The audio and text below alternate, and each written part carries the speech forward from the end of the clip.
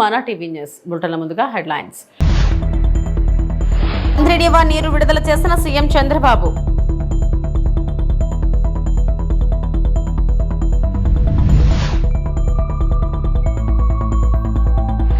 సిరిసిల్లలో మీడియాతో మాట్లాడుతున్న BRS working president KTR.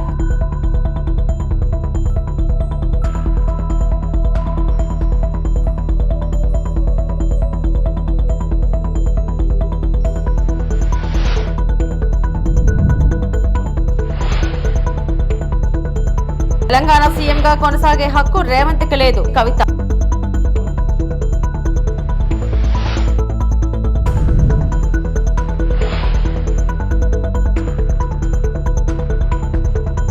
అంద్రేడివా phase 1 కాల్వల విస్తరణ పనులు పూర్తి కావడంతో గురువారం ముఖ్యమంత్రి చంద్రబాబు నీరు విడుదల చేశారు. జలహారతి ఇచ్చి నంద్యాల జిల్లా నందికొట్కూరు మండలం మల్యాల పంపింగ్ స్టేషన్ లో 2 మోటార్లు ఆన్ చేశారు. నీటి విడుదలతో రాయలసీమకు త్రాగు సాగునీటి కష్టాలు తీరనున్నాయి. 12 ఏళ్ల తర్వాత సీమకు 40 టీఎంసీల నీరు అందుబాటులోకి వచ్చింది. జలవనరుల శాఖ ఏర్పాటు చేసిన ఛాయాచిత్ర ప్రదర్శనను సీఎం తిలకించారు. ప్రాజెక్ట్ అలైన్మెంట్, ఆయకట్టు, కృష్ణా రివర్ బేసిన్ మ్యాప్లను పరిశీలించారు. పంపింగ్ స్టేషన్ వ్యూ పాయింట్, మంచినీటి విడుదలను వీక్షించారు. నీటిపారుదల శాఖ మంత్రి నిమ్మల రామానాయుడు, ఆర్థిక మంత్రి పయ్యావుల కేశవ్, ఎంపీ బైరెడ్డి శబరి, ఇరిగేషన్ ఉన్నతాధికారులు కార్యక్రమంలో పాల్గొన్నారు.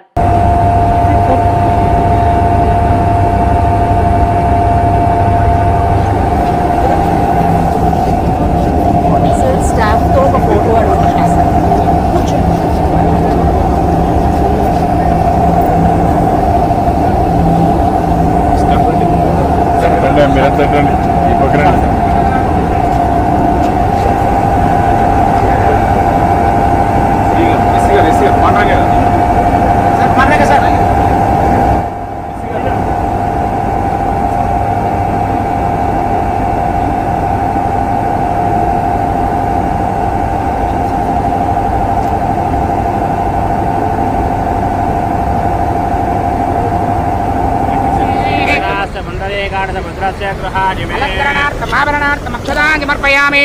ఓం శ్రీం హిరణ్యవరుణామరణీం సువర్ణరజేదస్వయా జాతవేదో లక్ష్మీం మనపగామినీపూర్వాం రథమధ్యామస్తినాద ప్రబోధినే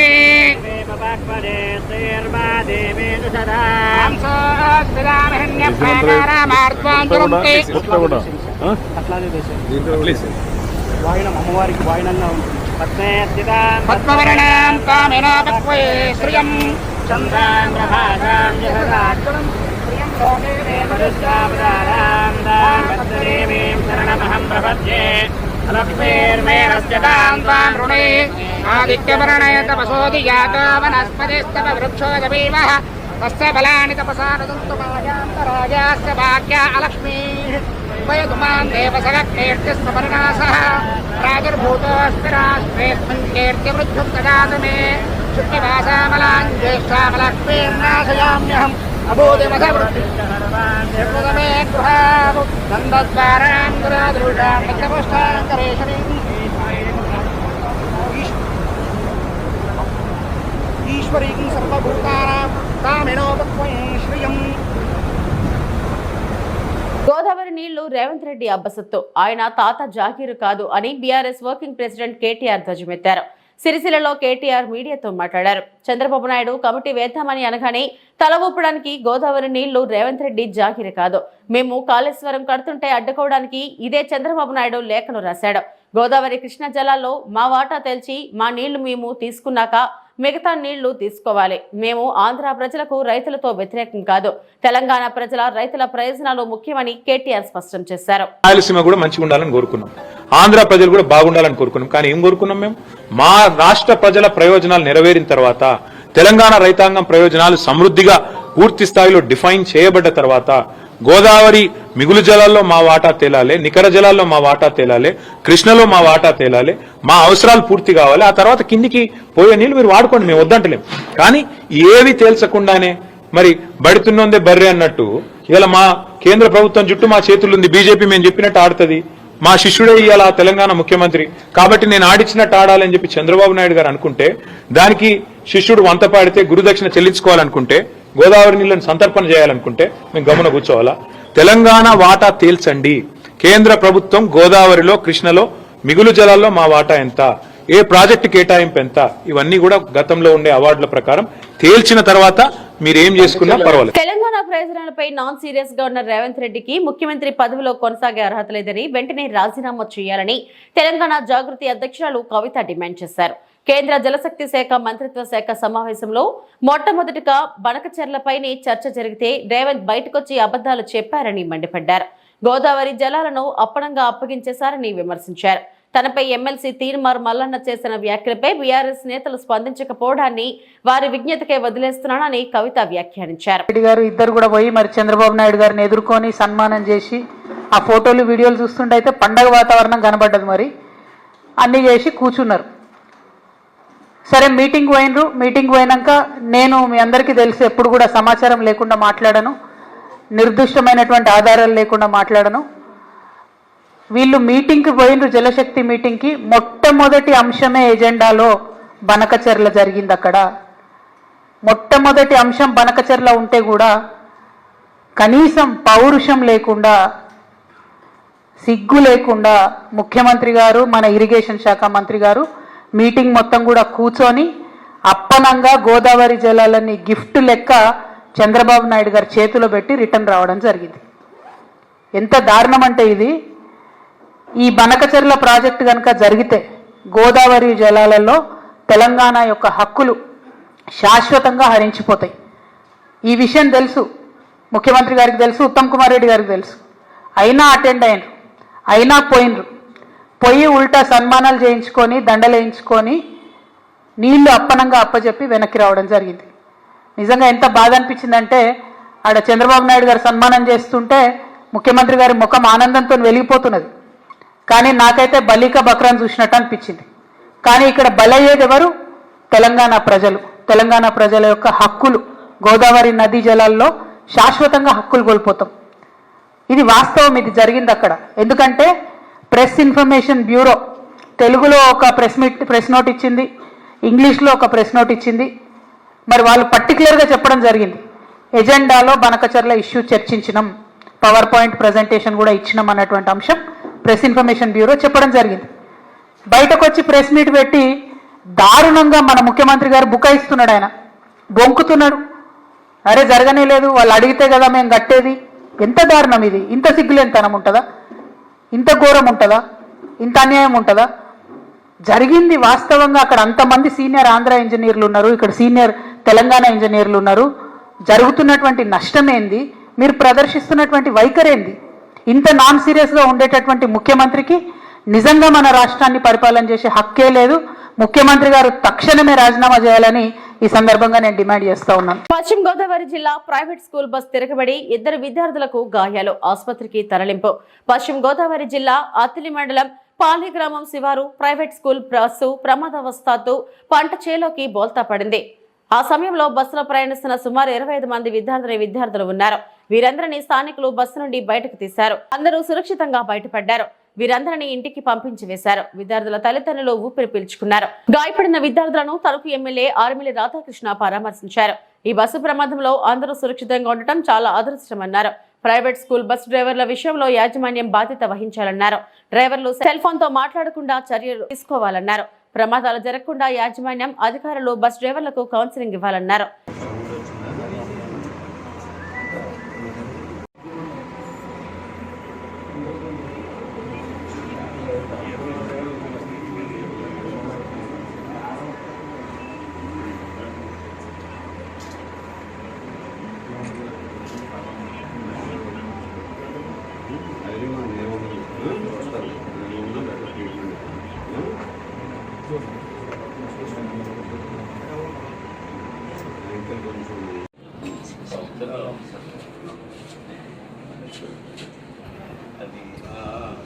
మళ్ళీ 1 వీక్ రాసింది, మళ్ళీ 1 వీక్ ప్రస్తుతానికి బోనింగ్ ఏం లేదు సార్.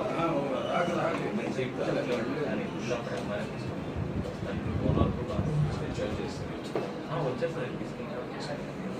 మరొకరు వచ్చారు. ఈరోజు అత్తిలి మండలం పాలి గ్రామం దగ్గర తణుకు సాయి విద్యా సంస్థలకు చెందినటువంటి బస్సు ప్రమాదం జరిగి పంట చేనులోకి పడిపోవటం చాలా దురదృష్టకరం. ముఖ్యంగా బస్సులో ఉన్నటువంటి 22 మంది పిల్లలు కూడా క్షేమంగా ఉండటం ఈరోజు అదృష్టంగా భావిస్తున్నాం. అలాగే ఇద్దరికి అందులో కొంచెం గాయాలైనట్టు కూడా డాక్టర్లు చెప్పారు. కానీ వారిని కూడా ఈరోజు ఫస్ట్ ఎయిడ్ చేసి సివియారిటీ లేనందువల్ల వాళ్ళని కూడా డిశ్చార్జ్ చేయడం జరుగుతుంది. ఈ విధంగా మేము కోరేది ఒకటే, ఈరోజు ప్రైవేట్ బస్సులు కానీ స్కూల్ బస్సులు కానీ అందరూ కూడా డ్రైవర్లు అందరూ కూడా ముఖ్యంగా జాగ్రత్తగా ఉండాల్సినటువంటి పరిస్థితి ఉంది. ఈరోజు ఇటువంటి ప్రమాదం జరిగినప్పుడు ఈరోజు అదృష్టశాత్తు వారందరికీ కూడా ఎవరికి కూడా పెద్దగా ఏమీ జరగకపోవడం చాలా అదృష్టం. ఈరోజు పిల్లలు ఎవరికి కూడా అందరూ కూడా బయటపడటం చాలా అదృష్టం. ఈరోజు అవన్నీ కూడా పరిగణలో తీసుకుని ప్రైవేట్ స్కూల్ యాజమాన్యాలు కూడా స్ట్రిక్ట్గా కొన్ని రూల్స్ పెట్టి అవసరమైతే మానిటరింగ్ పెట్టుకుని బస్ డ్రైవర్లు ఏ విధంగా ఉంటున్నారనేది మేము కూడా చూస్తున్నాం. సగం మంది బస్ డ్రైవర్లు ఫోన్లు మాట్లాడుతూనే డ్రైవ్ చేస్తున్నారు. సో అది ఈ విధంగా ఎటువంటి ప్రమాదాలు కారణాలు మొదటిది ఫోన్లు మాట్లాడటం. ఈరోజు దీని వెనుక ఏ విధంగా ఉందనేది కూడా వారు అన్నీ కూడా పరిశీలించి కఠినంగా వ్యవహరించే విధంగా కూడా ఉండాలి వీళ్ళకి బస్సు ప్రమాదం. అదేవిధంగా డిపార్ట్మెంట్ వైజ్ కూడా మేము అన్ని బస్సులు కూడా వాటి ఫిట్నెస్ కూడా వెరిఫై చేయించడం జరుగుతుంది. బ్రేక్ కూడా అయిందా లేదా అనేది కూడా వెరిఫై చేయించడం జరుగుతుంది. అన్నీ ఇంటాక్ట్గా ఉంటేనే వారికి అన్ని విధాలుగాను కూడా ఈరోజు ప్రభుత్వం కూడా సహకరిస్తుంది. అంతే తప్పితే ఈరోజు ఎటువంటి బ్రేకులు లేకుండా, లేకపోతే సర్టిఫికెట్లు లేకుండా, సరైన డాక్యుమెంట్లు లేకుండా బస్సులు నడిపితే మాత్రం దాని మీద తప్పనిసరిగా చర్యలు తీసుకుంటామని ఈ సందర్భంగా మరొకసారి తెలియజేస్తున్నాం. ప్రైవేట్ స్కూల్ యాజమాన్యాలు కూడా దీని మీద బాధ్యతగా తీసుకుని అందరికీ కూడా తెలియజేసి డ్రైవర్లను కూడా ఒక ఓరియంటేషన్ ప్రోగ్రామ్ కూడా ఎప్పుడు పెట్టుకుంటూ ఉండి రెగ్యులర్గా కూడా వారికి కూడా కౌన్సిలింగ్ చేస్తూ డ్రైవర్లు బస్సులు నడిపేటప్పుడు ఫోన్లు మాట్లాడకుండా చేస్తే మొదటగా ఇటువంటి ప్రమాదాలు అవాయిడ్ అవ్వడానికి అవకాశం ఉంటుంది. ఈరోజు బస్సు ఏదో జరిగిందని చెప్తున్నారు, ఆ బస్సుకి కట్టలు ఏదో తెగిపోయినాయి అంటున్నారు. అవన్నీ కాకుండా ఈరోజు ఎందుకు జరిగిందనేది కూడా ఒకసారి పరిశీలించి దాన్ని భవిష్యత్తులో ఇటువంటి సంఘటనలు జరగకుండా అన్ని చర్యలు తీసుకోవాల్సిందిగా కోరుతున్నాం. అదేవిధంగా డిపార్ట్మెంట్ వైజ్ని కూడా మేము కూడా అధికారులకి అదేవిధంగా ఇటువంటి సంఘటనలు పునరావృతం కాకుండా అన్ని విధాలుగాను కూడా కఠినంగా వ్యవహరించాలని ఈ సందర్భంగా తెలియజేసుకుంటాం. విజయనగరం జిల్లా ఆర్టీసీ కాంప్లెక్స్ వద్ద ట్రాఫిక్ పోలీసులు ఏర్పాటు చేసిన ట్రాఫిక్ సబ్ కంట్రోల్ ను విజయనగరం జిల్లా సూపరింటెండెంట్ ఆఫ్ పోలీస్ వకుల్ జిందార్ చేతుల మీదుగా ప్రారంభించడం జరిగింది. ఈ సందర్భంగా విజయనగరం జిల్లా superintendent of police Vakul Jindal మీడియాతో మాట్లాడుతూ విజయనగరం పట్టణంలో ట్రాఫిక్ సమస్యలు చాలా ఎక్కువగా ఉన్నాయని, అలాగే రోజు తప్పించి రోజు ట్రాఫిక్ ఎక్కువగా పెరుగుతూ వస్తుందని అన్నారు. అదే క్రమంలో ఆర్టీసీ బస్ స్టేషన్ వద్ద ఎక్కువగా ఉదయం సాయంత్రం రద్దీగా ఉంటుందని, వాహనదారులకు ఎంతో ఇబ్బందులకు గురవుతున్నారని తెలిపారు.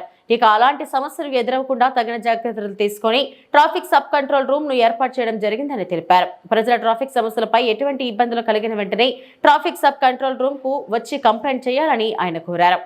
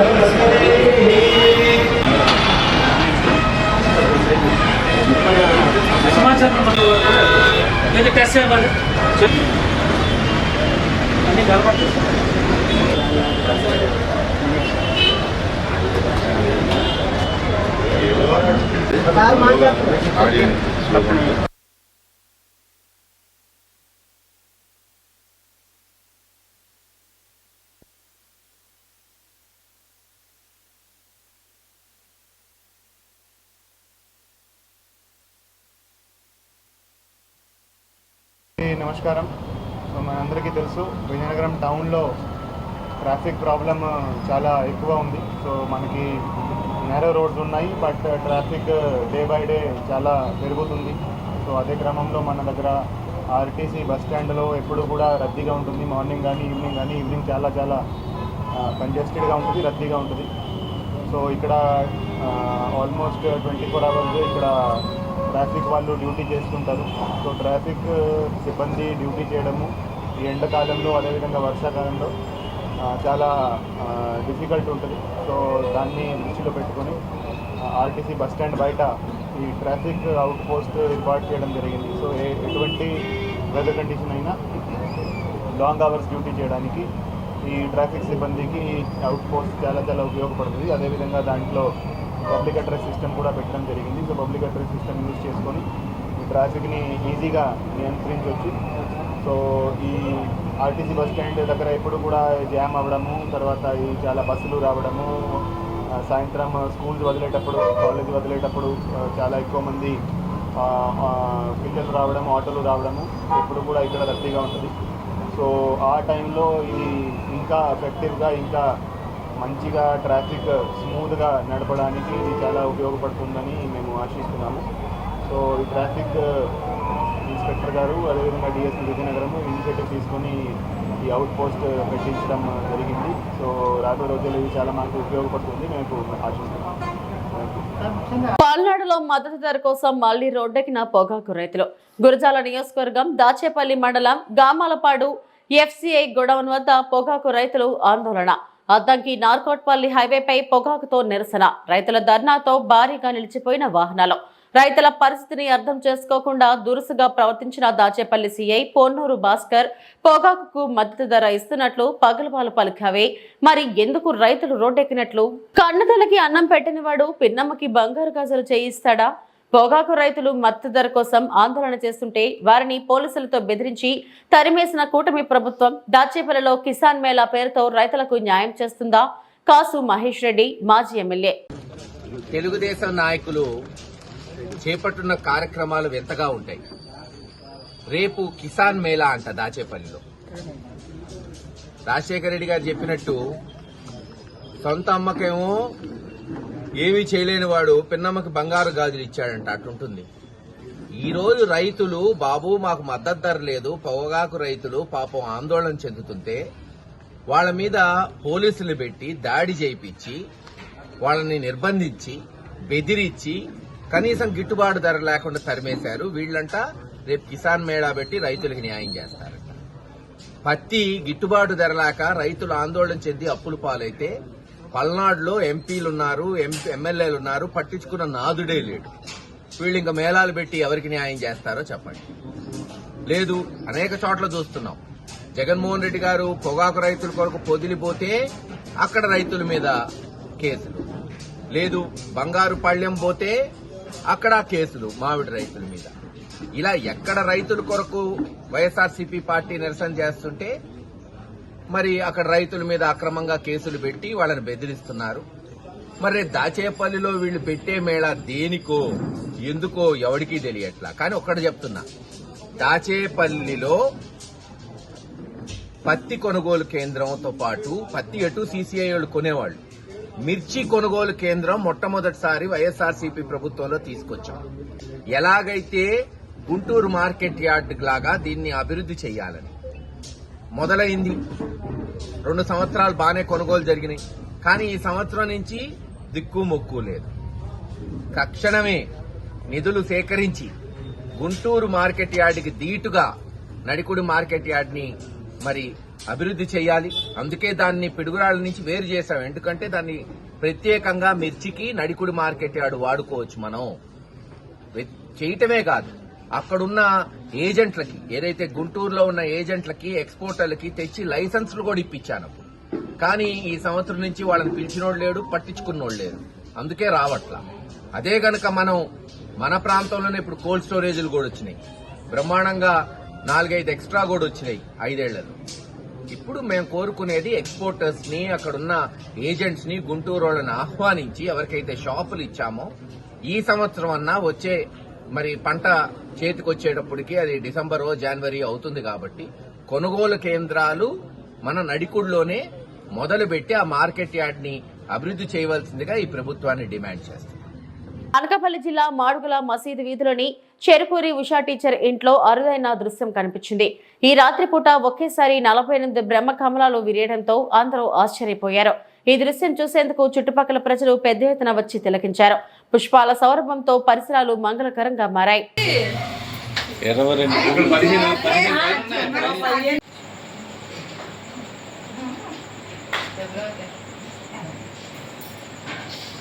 కానీ ఇదే ఖర్చమ్మ మొగ్గన్నప్పుడు చేస్తే అటు 30 ఉన్నాయి ఇక్కడ. ఎలా 30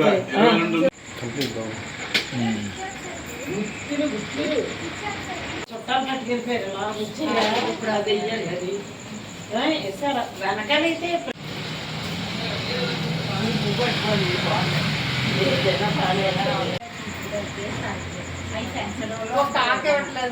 ఎప్పుడో వచ్చి విజ్ఞప్తి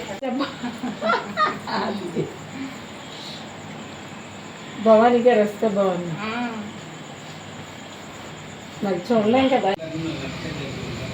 అయ్యో అది ప్రకృతి సహజం. ఒక చెట్టు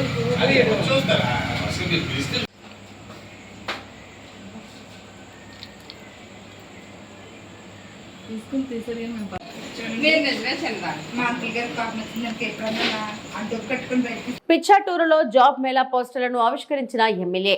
జాబ్ మేళాను సద్వినియోగం చేసుకోండి, ఎమ్మెల్యే కోనేటి ఆదిమూలం పిలుపు. ఈ నెల 23న సత్తివేడు నియోజకవర్గం పిచ్చాటూరులో జరగనున్న జాబ్ మేళాను సద్వినియోగం చేసుకోవాలని ఎమ్మెల్యే కోనేటి ఆదిమూలం పిలుపునిచ్చారు. గురువారం పిచ్చాటూరు ఎంపీడీఓ కార్యాలయం మీటింగ్స్ హాలులో జాబ్ మేళా పోస్టర్లను ఎమ్మెల్యే కోనేటి ఆదిమూలం చేతుల మీదుగా ఆవిష్కరించారు.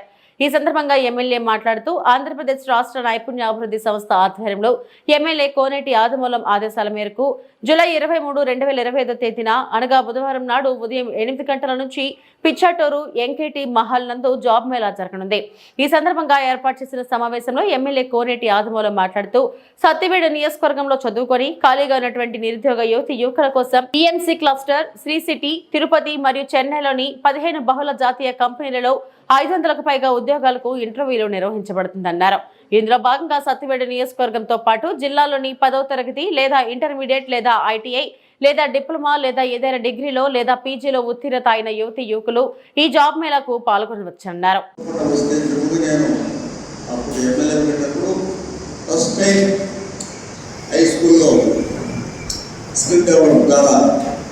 కలెక్టర్ భారత తీసుకొచ్చి పెట్టాము, మళ్ళీ సర్జరీలో పెట్టాము, మళ్ళీ పాలిటెక్నిక్ పెట్టాము, మళ్ళీ పుత్తూరులో పెట్టాము.